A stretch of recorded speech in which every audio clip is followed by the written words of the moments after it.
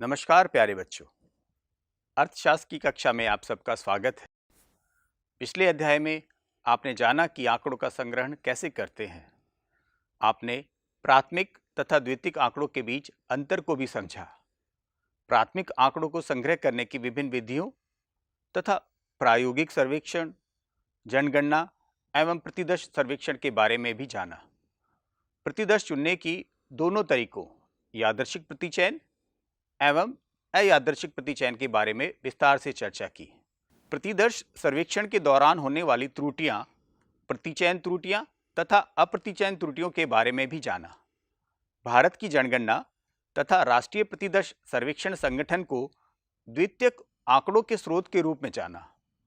आज की कक्षा में हम संग्रहित आंकड़ों को वर्गीकृत करके विश्लेषण के योग्य बनाने की प्रक्रिया पर चर्चा करेंगे।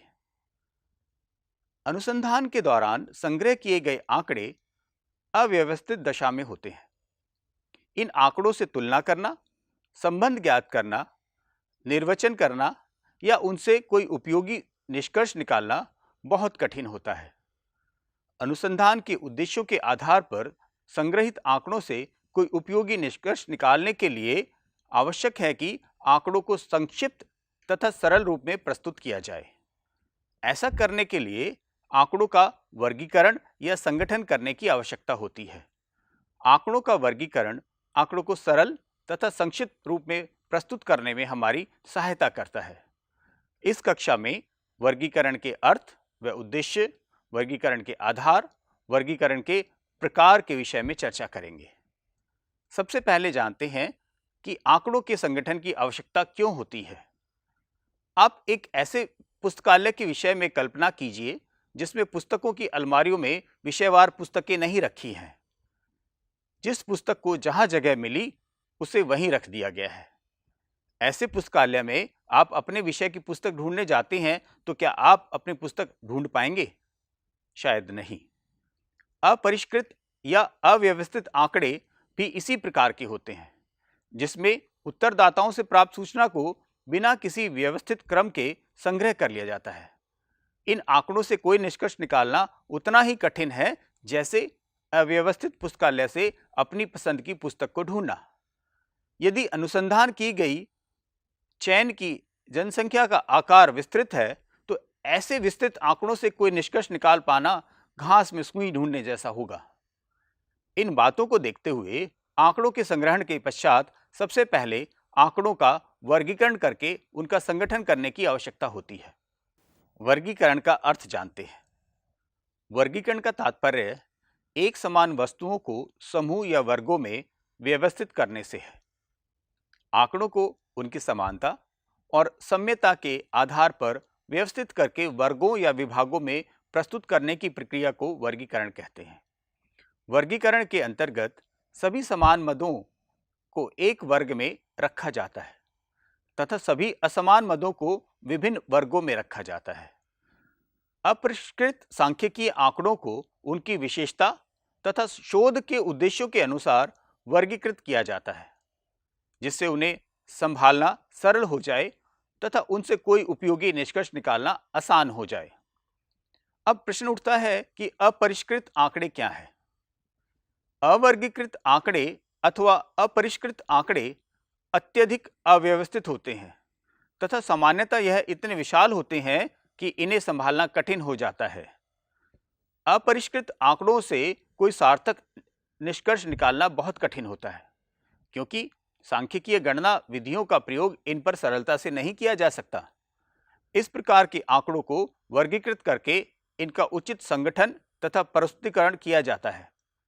उदाहरण के लिए, यदि हम विद्यालय में प्रवेश लेने वाले विद्यार्थियों के विषय में आंकड़े एकत्र करते हैं तो इन्हें हम कक्षा, लिंग, आयु आदि के आधार पर वर्गीकृत कर सकते हैं। इससे सभी पुरुष विद्यार्थी एक वर्ग में तथा सभी स्त्री विद्यार्थी दूसरे वर्ग में रखे जाएंगे। इन वर्गों को भी आगे अन्य वर्गों में बांटा जा सकता है, जैसे आयु अनुसार वर्ग, कक्षा अनुसार वर्ग। आइए अपरिष्कृत आंकड़ों का एक उदाहरण देखते हैं। किसी परीक्षा में 100 विद्यार्थियों द्वारा अर्थशास्त्र में प्राप्त अंक निम्न प्रकार हैं। सारणी को देखिए, इसमें हमने सभी 100 विद्यार्थियों के अंकों को बिना किसी क्रम के लिख दिया है। यह अपरिष्कृत आंकड़े हैं। इस उदाहरण में 100 विद्यार्थियों के अर्थशास्त्र में अंकों की सूचना एकत्र की गई है। इन अपरिष्कृत आंकड़ों को बिना किसी वर्गीकरण के दर्शाया गया है। इस प्रकार की सारणी से क्या आप विद्यार्थियों के अंकों में तुलना कर पाएंगे या विद्यार्थियों द्वारा प्राप्त अंकों के आधार पर किसी निष्कर्ष पर पहुंच पाएंगे? शायद नहीं। और यदि इस सूची को हजारों या लाखों विद्यार्थियों के अंकों की सूची बना दिया जाए तो शायद कोई भी निष्कर्ष निकालना संभव नहीं होगा, जब तक हम इन अंकों को वर्गीकृत करके सरल या संक्षिप्त ना बना दें। वर्गीकरण के लिए हम किन विशेषताओं का चयन करते हैं, यह इस बात पर निर्भर करता है कि हमारे अध्ययन के उद्देश्य क्या है। यदि हमारे अध्ययन के उद्देश्य आर्थिक स्थिति का पता करना है, तो हम परिवार की आय के आधार पर विद्यार्थियों का वर्गीकरण करेंगे। और यदि हमारे अध्ययन का उद्देश्य विद्यार्थियों के स्वास्थ्य का अनुमान लगाना है, तो हम विद्यार्थियों का उनके भार, उनकी ऊंचाई तथा उनके द्वारा अनुभव की गई बीमारियों के आधार पर वर्गीकरण करेंगे। इस प्रकार वर्गीकरण के द्वारा अपरिष्कृत आंकड़ों को संक्षिप्त तथा बोधगम्य बनाया जाता है। जब एक प्रकार की विशेषताओं वाले तथ्यों को एक ही वर्ग में रखा जाता है, तो इनको ढूंढना, इनकी तुलना करना, इनमें संबंध ज्ञात करना तथा इनके आधार पर निष्कर्ष निकालना सरल हो जाता है। हमने अध्याय 2 में हर 10 साल बाद होने वाली भारत की जनगणना के विषय में चर्चा की थी। भारत की विशाल जनसंख्या से प्राप्त अपरिष्कृत आंकड़े भी बहुत विशाल तथा विखंडित होते हैं। उनसे कोई अर्थपूर्ण निष्कर्ष निकालना लगभग असंभव होता है। लेकिन जब इन्हीं आंकड़ों को लिंग, शिक्षा, वैवाहिक स्थिति, व्यवसाय, आयु, निवास आदि के अनुसार वर्गीकृत कर दिया जाता है, तब भारत की जनसंख्या की संरचना तथा विशेषताओं को आसानी से समझा जा सकता है तथा राज्य के अनुसार, जिले अनुसार तुलना करना और निष्कर्ष निकालकर भविष्य की योजनाएं बनाना सरल हो जाता है। हम आंकड़ों का वर्गीकरण करते क्यों हैं? आंकड़ों का वर्गीकरण करने के कुछ उद्देश्य होते हैं। आइए इन उद्देश्यों के बारे में जानते हैं। सबसे पहला उद्देश्य, आंकड़ों का वर्गीकरण आंकड़ों के समूह को संक्षिप्त तथा सरल रूप में प्रस्तुत करने में सहायक होता है। दूसरा इसका उद्देश्य है, आंकड़ों का वर्गीकरण आंकड़ों के समूह को समानता तथा साम्यताओं के आधार पर विभाजित करता है, जिससे हम एक विशेषता का दूसरी विशेषता से तुलना कर पाते हैं और इनके बीच तुलना करना संभव हो जाता है। तीसरी विशेषता, वर्गीकरण द्वारा अव्यवस्थित आंकड़ों को व्यवस्थित ढंग से प्रस्तुत किया जाता है, जिससे अनुसंधानकर्ता को किसी उपयोगी निष्कर्ष पर पहुंचने में मदद मिलती है। इसका चौथा उद्देश्य है कि आंकड़ों का वर्गीकरण आंकड़ों के सारणीयन तथा उनके आधार पर सांख्यिकीय विश्लेषण का आधार प्रदान करता है। अव्यवस्थित आंकड़ों का सांख्यिकीय विश्लेषण करना बहुत कठिन है। पांचवा उद्देश्य है, आंकड़ों का वर्गीकरण आंकड़ों को एक वैज्ञानिक एवं उपयोगी ढांचा प्रदान करता है, जिससे आंकड़ों की सभी संभव विशेषताओं को ढूंढने तथा उन्हें पहचानने में सहायता मिलती है। आंकड़ों के वर्गीकरण में कुछ विशेषताएं होनी चाहिए, जो इस प्रकार है। पहला, वर्गीकरण के अंतर्गत बनाए गए वर्गों तथा उसमें शामिल की जाने वाली सभी मदों को पूर्व निर्धारित कर लेना चाहिए, जिससे वर्गीकरण में स्पष्टता बनी रहे कि कौन सी मद किस वर्ग में जाएगी। दूसरा, एक अच्छे वर्गीकरण में प्रत्येक वर्ग की सभी इकाइयां समान गुण वाली होनी चाहिए। इससे सजातीयता बनी रहती है तथा उनके बीच में तुलना करना सरल हो जाता है तथा कोई सार्थक निष्कर्ष निकाला जा सकता है। तीसरा, वर्गीकरण में वर्गों का निर्माण अनुसंधान के उद्देश्य के अनुकूल होना चाहिए। एक प्रकार के आंकड़ों के वर्गों में उद्देश्य की अनुरूपता भिन्न हो सकती है। चौथी विशेषता, वर्गीकरण के वर्गों का निर्माण इतना विस्तृत होना चाहिए कि अनुसंधान के लिए संग्रह किए गए सभी आंकड़े किसी न किसी वर्ग में आ जाए। कोई भी इकाई वर्गीकरण से बाहर नहीं रहनी चाहिए। पांचवा, आंकड़ों के वर्गीकरण का आधार एक समान होना चाहिए। इससे आंकड़ों में स्थिरता बनी रहती है। छठा, आंकड़ों का वर्गीकरण लोचदार होना चाहिए। इसमें उद्देश्यों की आवश्यकता के अनुसार विभिन्न वर्गों में परिवर्तन करने की संभावना होनी चाहिए। अब प्रश्न यह उठता है कि आंकड़ों का वर्गीकरण किस आधार पर किया जाए? तो आंकड़ों का वर्गीकरण आंकड़ों की विशेषताओं के आधार पर किया जाता है। आंकड़ों का वर्गीकरण करने के लिए आंकड़ों के वर्ग या समूह कई तरीकों से बनाए जा सकते हैं। आप आंकड़ों को किस प्रकार से वर्गीकृत करना चाहते हैं, यह आपके अनुसंधान के उद्देश्य तथा संग्रह किए गए आंकड़ों की विशेषताओं पर निर्भर करता है। आइए अब हम आंकड़ों के वर्गीकरण की 4 विधियों की चर्चा करते हैं। पहला, आंकड़ों का काल के आधार पर वर्गीकरण।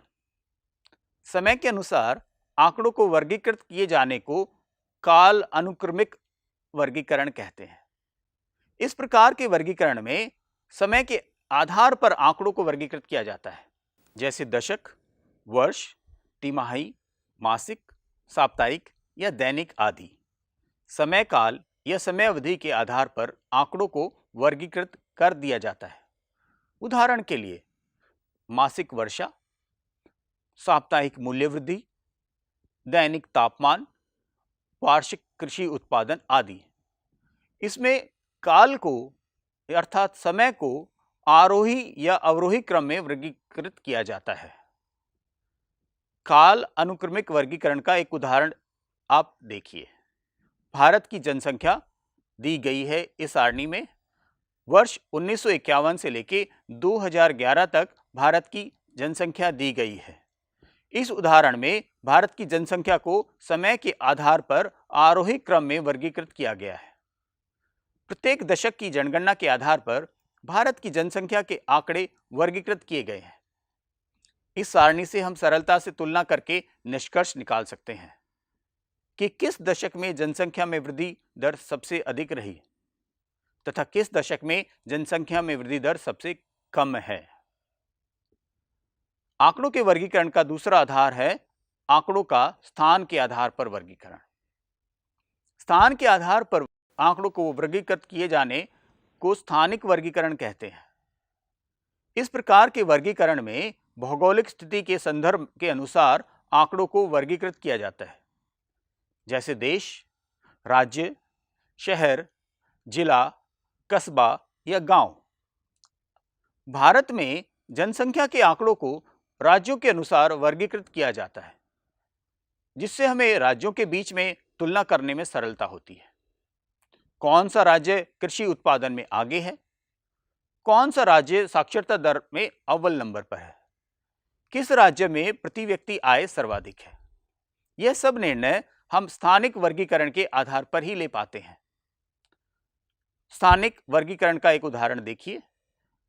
इस सारणी में विभिन्न देशों में गेहूं की उपज के आंकड़े दिए गए हैं और इन्हें देशों के आधार पर वर्गीकृत किया गया है।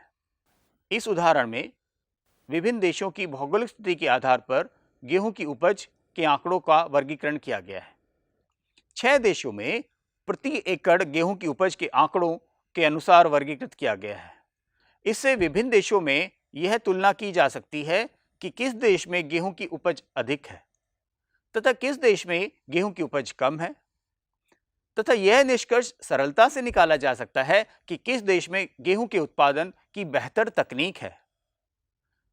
आंकड़ों के वर्गीकरण का तीसरा आधार है आंकड़ों का गुणों के आधार पर वर्गीकरण करना।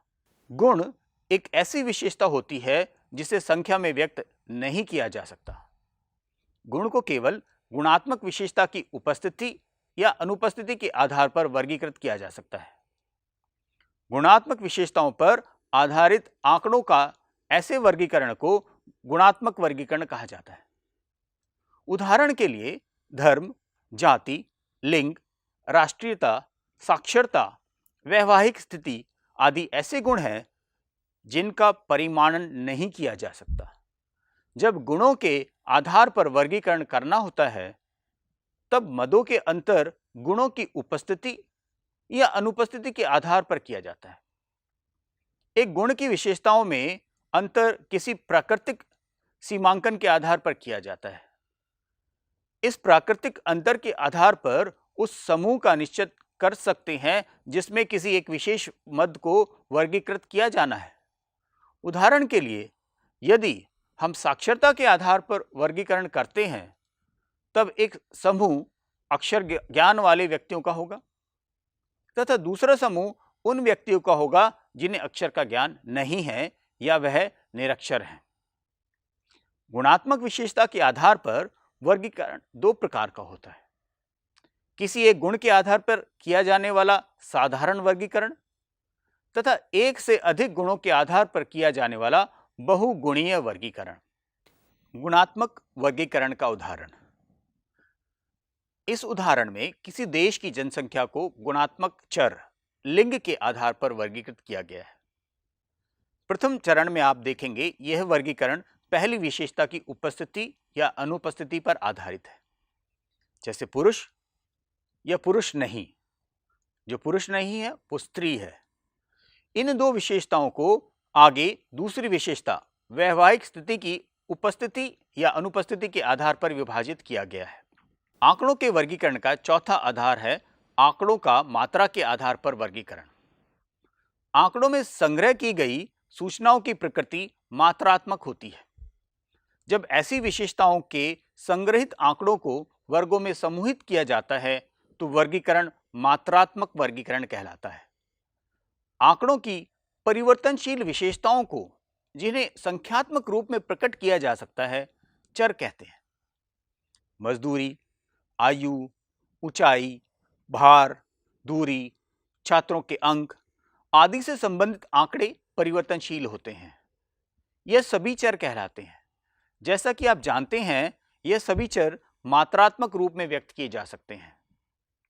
मात्रात्मक वर्गीकरण को बारंबारता वितरण या बारंबारता सरणी के रूप में दिखाया जाता है।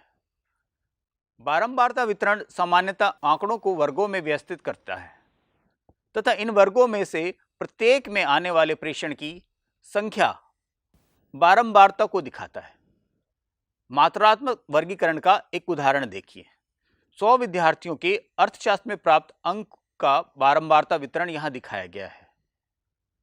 इस उदाहरण में अपरिष्कृत आंकड़ों के रूप में लिए गए 100 विद्यार्थियों के अंकों को मात्रात्मक आधार पर वर्गीकृत किया गया है। इन अंकों को विभिन्न वर्गों में वर्गीकृत करके उनकी बारंबारता ज्ञात की गई है। इसे बारंबारता वितरण कहते हैं, जिसके विषय में हम इस अध्याय में आगे चर्चा करेंगे। मात्रात्मक वर्गीकरण करने के पश्चात हमारे लिए आंकड़ों की तुलना करके निष्कर्ष निकालना सरल हो गया है। हम सरलता से बता सकते हैं कि 90 से 100 तक अंक पाने वाले 4 विद्यार्थी हैं। चर की अवधारणा क्या है? एक गुण या मद जिसका मान समय समय पर और वस्तु दर वस्तु बदलता रहता है, उसे चर कहते हैं। उदाहरण के लिए, किसी वस्तु की मांग उसकी कीमतों के अनुसार परिवर्तित होती रहती है। इस प्रकार मांग एक चर है। सरल शब्दों में कहें तो किसी तत्व की वह विशेषता जिसे संख्याओं के रूप में मापा जा सकता है, चर कहलाती है। चरों को सामान्यतः x, y और z अक्षरों से व्यक्त किया जाता है और यह विशेष मानदंडों के आधार पर एक दूसरों से भिन्न होते हैं। किसी अनुसंधान के दौरान आय संबंधी आंकड़े एकत्र करने पर सभी व्यक्तियों की आय भिन्न भिन्न पाई जाती है। इस प्रकार आय भी एक चर है। एक विद्यालय में विद्यार्थियों के भार संबंधी एकत्र किए गए आंकड़े भी भिन्न भिन्न विद्यार्थियों में भिन्न भिन्न भार दिखाते हैं। इस प्रकार भार एक चर है। चरों को व्यापक तौर पर संतत और विविक्त या खंडित चरों में बांटा जाता है। विविक्त या खंडित चर क्या होते हैं? वह चर जिसके मान परिमित हो या फिर गणितीय रूप से परिमित हो। किसी भी स्थिति में यह किसी अंतराल के सभी मूल्यों को प्राप्त नहीं कर सकता। इसके मान केवल परिमित उछाल से बदलते हैं। यह उछाल एक मान से दूसरे मान के बीच होते हैं, परंतु उसके बीच का कोई मान नहीं आता। खंडित चर एक ऐसा चर है जिसका मूल्य निश्चित होता है। तथा जिसके विभिन्न मूल्यों में एक निश्चित अंतर होता है। सामान्यतः इसका मूल्य भिन्न संख्या में नहीं होता, किंतु विशेष परिस्थितियों में भिन्न संख्याओं में समान और निश्चित अंतर है तो वह खंडित चर हो सकता है। प्राय यह किसी वस्तु की गणना का परिणाम होता है जो पूर्ण संख्याओं में बढ़ता है। उदाहरण के लिए एक परिवार के सदस्यों की संख्या, किसी कार्यालय में कर्मचारियों की संख्या आदि खंडित चर के उदाहरण हैं, क्योंकि परिवार के सदस्यों की संख्या दशमलव में नहीं होती। इसी प्रकार किसी कार्यालय में कर्मचारियों की संख्या भी पूर्ण अंक में होती है। दूसरे तरह का चर है संतत या अखंडित चर। संतत चर का एक निश्चित सीमांत के अंदर कोई भी मान हो सकता है। इसके मूल्यों में कोई निश्चित अंतर नहीं होता है। यह पूर्णांक मान जैसे 1, 2, 3 आदि, भिन्नात्मक मान जैसे 1/2, 2/3, 2/4 आदि, तथा वे मान जो यथातथ्य भिन्न नहीं है जैसे 2 का वर्गमूल, 3 का वर्गमूल आदि हो सकता है। अखंडित चर किसी भी कल्पित मान को अभिव्यक्त करने में सक्षम है और इनके मानों का अनंत श्रेणी में बांटा जा सकता है। यह किसी वस्तु के परिमापन का परिणाम होता है, जैसे एक कक्षा में विद्यार्थियों का भार, एक परिवार के सदस्यों की आयु या एक नगर में निवासियों की मासिक आय। उदाहरण के लिए किसी बालक का कद एक निश्चित सीमा के अंतर्गत कोई भी मान हो सकता है। यह संपूर्ण संख्या वाले मान जैसे 90 सेंटीमीटर, 100 सेंटीमीटर या 105 सेंटीमीटर आदि हो सकता है। इसके साथ ही यह भिन्नात्मक मान भी हो सकता है, जैसे 90.85 सेंटीमीटर, 102.34 सेंटीमीटर आदि, जो पूर्णांक नहीं है। इस प्रकार ऊंचाई चर किसी भी कल्पित मान को अभिव्यक्त करने में सक्षम है और इसके मान को अनंत श्रेणियों में बांटा जा सकता है। यह एक संतत चर है। एक तुलना द्वारा हम खंडित तथा अखंडित चरों के बीच के अंतर को समझते हैं। विद्यार्थियों की संख्या सदैव पूर्ण संख्या में होती है। इसमें दो पूर्ण संख्याओं के बीच का मान नहीं हो सकता। संख्या 34 होगी या 35, 34.5 नहीं हो सकता, इसलिए यह खंडित चर है। जबकि विद्यार्थियों का भार पूर्ण संख्याओं के बीच का मान भी हो सकता है, जैसे 54.800 किलोग्राम, इसलिए यह अखंडित चर है। आज की कक्षा को हम यहीं समाप्त करते हैं। आज हमने आंकड़ों के संगठन की आवश्यकता, अपरिष्कृत आंकड़े, वर्गीकरण का अर्थ, उद्देश्य तथा मुख्य विशेषताएं, आंकड़ों के वर्गीकरण की 4 विधियां, पहली कालानुक्रमिक वर्गीकरण, दूसरा स्थानिक वर्गीकरण, तीसरा गुणात्मक वर्गीकरण तथा चौथा मात्रात्मक वर्गीकरण के साथ चर की अवधारणा, विखंडित या खंडित चर भी समझा। अगली कक्षा में इस अध्याय को आगे बढ़ाते हुए बारंबारता वितरण के विषय में जानेंगे। तब तक के लिए नमस्कार।